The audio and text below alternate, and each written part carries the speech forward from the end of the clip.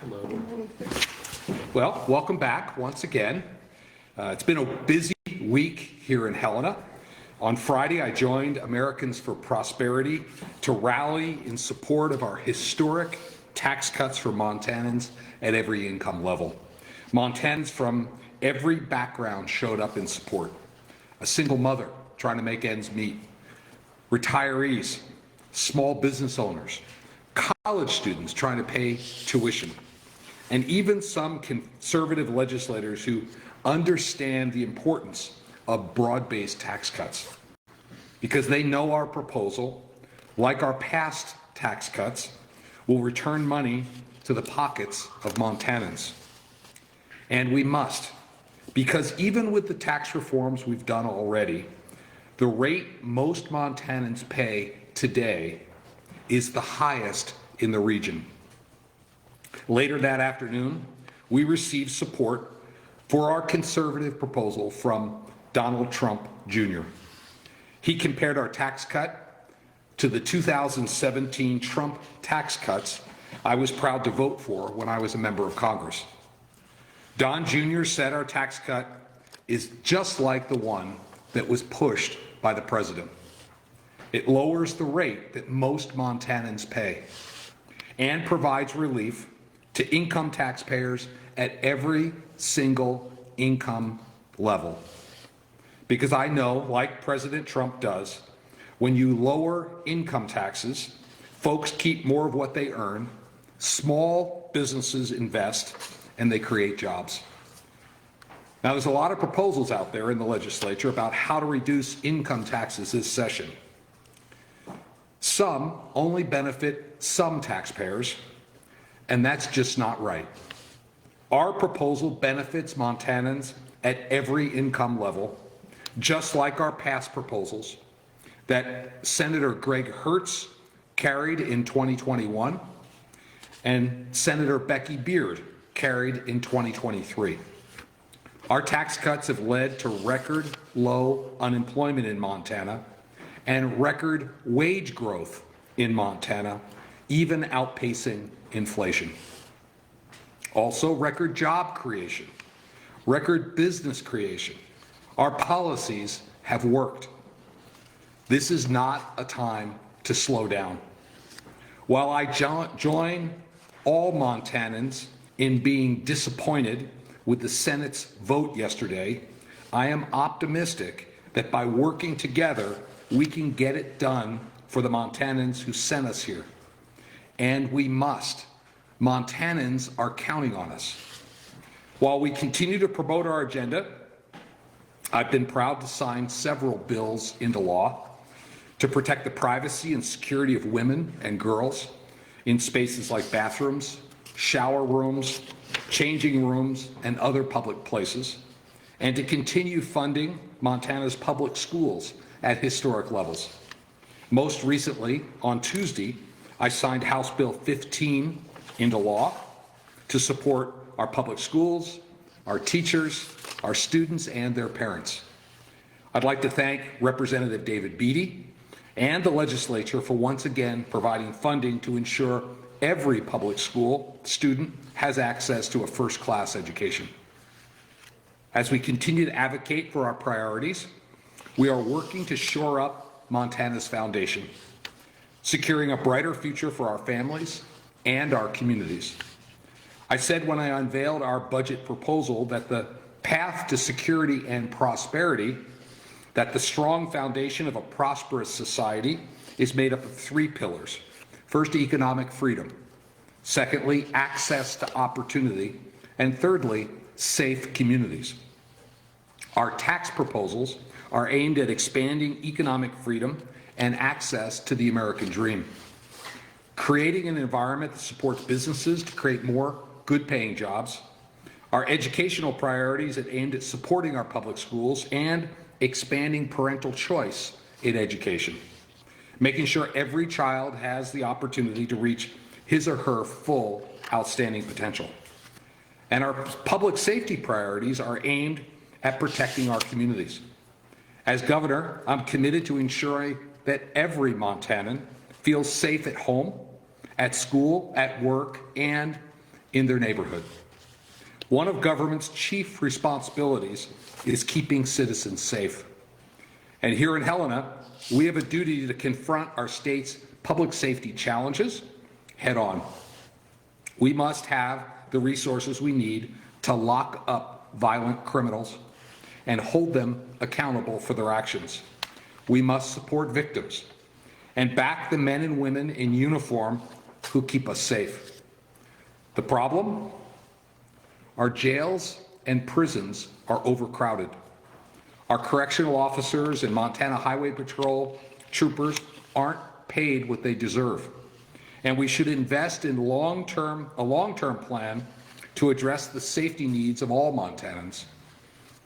Unfortunately, under Joe Biden, we saw a massive increase in the number of illegal immigrants entering our country, including violent transnational gang members right here in Montana. I'm relieved to see President Trump and his administration securing our border and deporting violent criminals. Here in Montana, our proposal included historic investments to fix what is broken, get criminals off the street, and keep Montanans safe. The reality is, we can't arrest and prosecute criminals if we don't have a place to put them. In fact, I'm told there are thousands of unserved warrants in Montana due to a lack of space to lock up violent criminals. In my budget, we invest $150 million of one-time only funding for an additional 500 beds at the Montana State Prison, because too many criminals who should be housed at the state prison are taking up space in county detention centers. And when it comes to pay for the men and women who serve in our correctional system and those who wear the uniform of the Montana Highway Patrol, they should be paid what they deserve to keep us safe.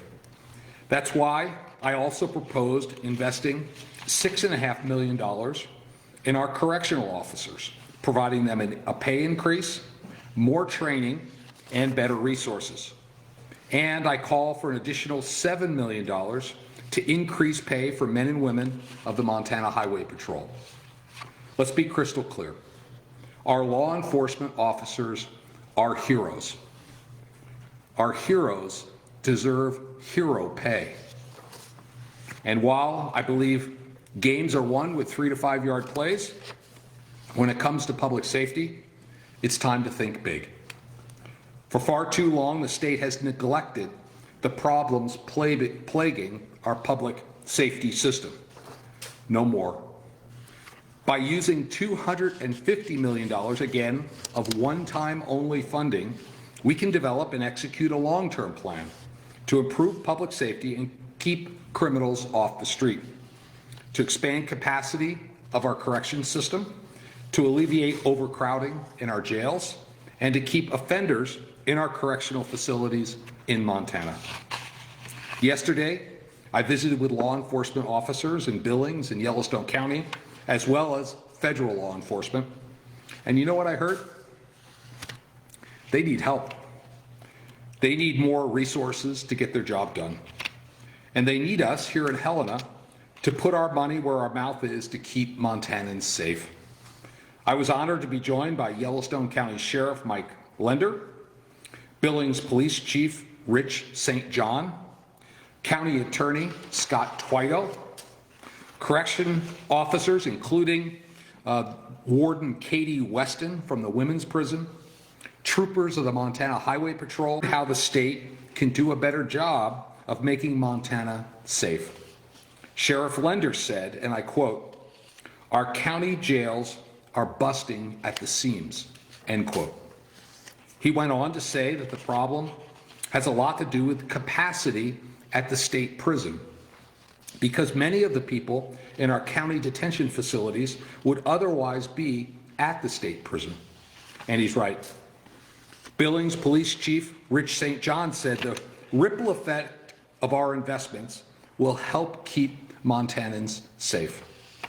He told me that 60% of the arrests in Billings are repeat offenders, and increased capacity will benefit our communities. County Attorney Scott Twito praised our bold investments, saying it's frustrating for the boots on the ground when they make an arrest, and there's no place to put them. By making these investments, we can ensure our law enforcement officers are supported and Montanans are safe. I fundamentally believe Montanans sent policymakers to Helena to address the challenges that Montanans face. Our focus remains on delivering meaningful solutions for those challenges, cutting property taxes without further burdening income taxpayers, cutting the income tax rate most Montanans pay, creating a high-quality education system, and standing up for the most fundamental responsibilities of government to keep our people safe. With that, I'd be happy to open it up for questions. And who wants to be first? Yes. Shirley Rager, Montana Public Radio. So there was some discussion yesterday on House Bill 2 on the floor about public safety, about overcrowding in jails and our prisons. Some lawmakers seem concerned that the contract with CoreCivic to have inmates out of state to help ease this capacity issue will be ongoing, continue to grow. Others say expanding the prison will be able to bring those inmates back. Do you have a sense of how long it'll take to peel back that contract with CoreCivic, or do you see it in place for a while longer? Okay, so it's a good point. We'd like to house inmates here in the state. That's why we made it a priority to expand the facilities at Deer Lodge at the Montana State Prison. But even these additional 500 beds is not going to be enough long term. So having an ability to flex capacity using third parties is probably going to be part of the mix for a while. But we're behind the 8 ball because we have not made these investments for decades and decades. So upgrading existing facilities in Deer Lodge is what we did last session. This actually adds 500 additional beds, another $250 million to look at the entire correction system and find out where else we need capacity and what else we need to change is going to help us reduce the reliance on out-of-state resources. Yes? Eric, did you come again? I just wanted to ask about your income tax proposal. The lawmakers of both parties expressed some concern that income tax cuts as you propose them could eventually put the state at risk of structural imbalance with the budget. Do you think that's a fair concern? So the question is the income tax proposal that we've made to lower the rate that most Montanans pay from 5.9 to 4.9, does that jeopardize the state budget in some way? We do not believe it does. We've done the calculations. We have a structural surplus. We allocate, it's just over $800 million over the next 2 years. I believe because we've overcharged the people of Montana, we ought to let them keep more of what they earn. Can be honest debate about how much to reduce the top rate. We've proposed going from 5.9 to 4.9. Reasonable people can debate this, but at the end of the day, we must have an income tax reform proposal that lowers the rate that most Montanans pay. Carving out special groups and giving special breaks to special interests or special groups of Montanans, just not fair. And follow up there, I think those folks are looking at a legislative fiscal budget report that is looking at I believe the 2028, 2029 budget, so not the next 2 years, but the subsequent 2 years. If those income tax cuts pass as you propose them, would the state be looking at spending cuts come next session? We do not anticipate spending cuts. We've been very fiscally responsible. And understand, this is the 3rd chapter of our fiscal policies. We've reduced income tax rates in 2021 and the economy boomed. We lowered income tax rates in 2023 and the economy boomed. We've had record low unemployment, more people working than ever before. Let me just say the strategy that we've laid out and have been implementing is working.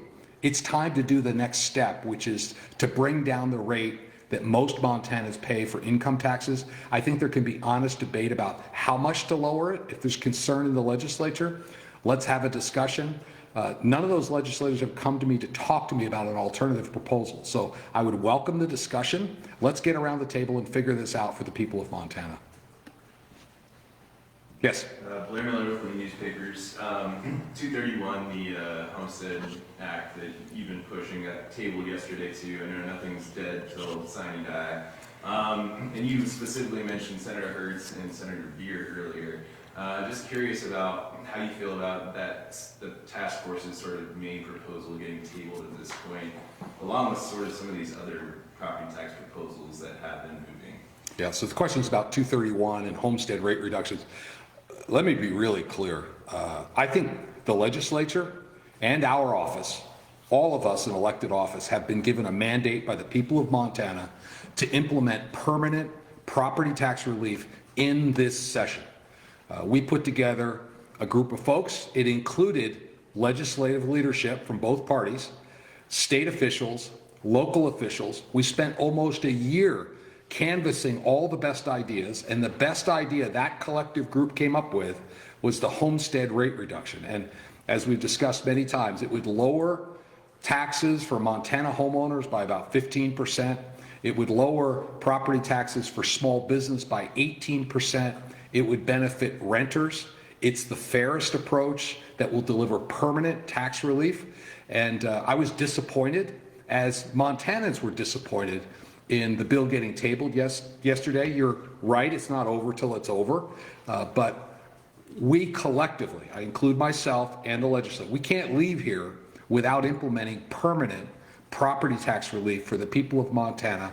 And we can't do it, we won't do it by further burdening income taxpayers by taking money out of the general fund, because we already have the highest income tax rate in the region, and we need to bring that rate down as well. Yeah, Jonathan, you're stuck behind the light, so I didn't see your hand. Yes, Governor Jonathan Andarian from the Montana Television Network. You said a couple of times that some of the other tax proposals floating around are not touching all groups in the same way, and I wonder if you could elaborate further on where you feel that some of the other proposals are falling short. Yeah, so the question is about fairness of these various proposals, and I'm open to alternative proposals, but I think particularly on income tax reductions, most Montanans, anybody making more than $20,000 per year, pays the highest rate, the 5.9% rate. Our proposal would bring that rate down for all Montanans, and Montanans at every income level would benefit. There are other proposals that would only benefit a portion of Montanans by, let's say, expanding the lower bracket. Let's be clear, that's a very progressive approach that is not a conservative approach to tax reform. This is why we've been such a strong advocate for bringing that top rate down. Yeah. On that question, so it sounds like your concern is that the lawmakers might see a proposal that reduces the taxes for people, lower income people, but not reduce it also for higher income people. Is that correct? And if so, why is that your philosophy? So I believe that we should be moving towards a flat tax, which is one rate for everybody. People that make more money pay more taxes. People that make less money pay less taxes. I think we need to give some extra relief for low income folks. That's why we've advocated for the earned income, expanding the earned income tax credit. But having a progressive tax structure is, as I mentioned, a very progressive approach to tax policy. When I came into office, we had 7 tax brackets of increasing rates depending on how much money you made. We've been moving away from that for 4 years. We need to take the last step and get to a flat tax. Why is a progressive rate structure bad? A progressive structure, I think we need to help people at the lower end of the income tax structure. This is why I've been an advocate for an earned income tax credit. But I think it's just basically fair. We heard this from Grover Norquist when he was out here. He's been working on tax policy for 40 years. When you get to a flat tax, as many other states have done, or eliminated income tax entirely, you have a fairer system because everyone shares the burden based on their income level, and that's what we're advocating for. Yes? I'm always interested in pulling back the curtain a little bit on how these legislative negotiations happen.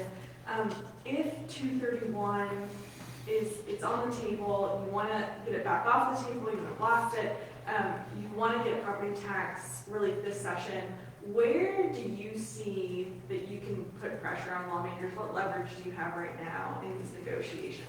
Well, I don't think it's so much me having leverage. I think the issue is Montanans sent us here with a mandate to lower property taxes. They're too high. We spent a year putting a proposal together, which included legislative leadership from both parties. We have a proposal. It's called a homestead rate reduction. I'm open to other proposals. The one thing I will not do is put additional burden on income taxpayers to fund property tax relief. If there's other proposals, I would invite the legislature to bring them forward. Let's have a discussion. But the homestead rate reduction has already passed the House. We just need the Senate to pass it. And Montanans, not so much me, but Montanans are expecting action on this issue. We need permanent property tax relief in this session. Frankly, none of us can leave here until we do that. Yeah. And we talked before about sort of, without the sales tax, having to shift tax burdens, basically having to do it in some regard. When you're talking about not wanting to put it on income taxpayers, does that signal that there has to be some property taxpayer that is going to have to hold that burden, be it industrial or big commercial, or, obviously the Homestead Act kind of put it more towards them, but what's your philosophy on that now as we're on day 65 here?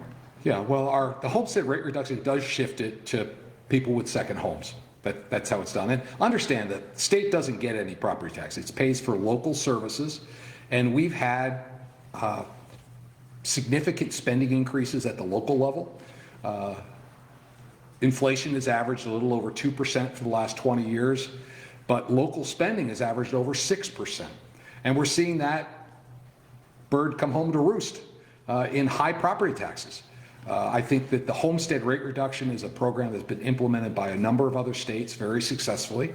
The collective wisdom of the bipartisan group we put together was that that would be a good idea for Montana. Again, it's passed the House. It's under consideration in the Senate, although it's taking a circuitous route. It's time to pass it and get it to my desk. When you say, Shaylee, Montana Public Radio, when you say we can't leave here without property tax relief, if 231 does not pass the Senate, could you see yourself calling a special session to do property tax relief in the summer? It's premature, but I think we have a mandate. Myself and the legislature, Montanans expect us to pass permanent property tax relief. And because we already have the highest income tax rate in the region, we can't lower property taxes by further burdening income taxpayers. So those are the boundaries on the box that I'm willing to negotiate with the legislature. We need to get to the table and figure this out. Yeah, you get the last question, Jonathan. Thank you, Governor. Do you think with as long as it's taken for the property tax bills to move their way through, do you think now that there will be some need for some kind of rebate? Because we saw the first kind of rebate proposal bill earlier this week in the Senate side. So do you think is that something that you think may now be needed for the short term? It's possible. I think it's one of the ingredients in the stew. We'd certainly consider it. We were clear. We needed property tax release by February 15th to roll it out this year. I still think we have to get permanent property tax relief done. If we miss the window for this year, a rebate might be a stopgap to get us to permanent relief, but we can't leave here without doing permanent property tax relief that benefits Montana homeowners. We have a proposal. It's passed the House. It was the result of a year-long process with legislative leadership from both sides. It's under consideration in the Senate. I urge them to get it to my desk. Thank you, everybody.